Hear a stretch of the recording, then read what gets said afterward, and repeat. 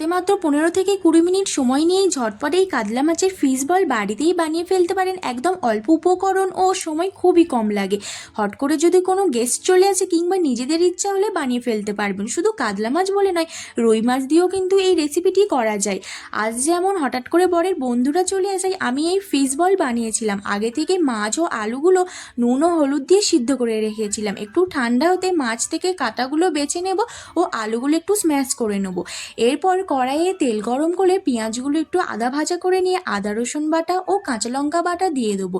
একটু ভাজা হয়ে আসলে দিয়ে দেবো সিদ্ধ করে রাখা মাছ ও আলুগুলো দিয়ে একটু নাড়াচাড়া করে নেবো। নেওয়ার পরে মশলাই দিয়ে দেবো কাশ্মীরি লঙ্কার গুঁড়ো, গরম মশলা ও 1 চামচ ভাজা মশলা দিয়ে একটু সামান্য নুনও দিয়ে দেবো। দিয়ে ভালো করে কিন্তু মশলাটা কষিয়ে নেবো। কষিয়ে নিয়ে ব্যাস নামিয়ে নিলাম।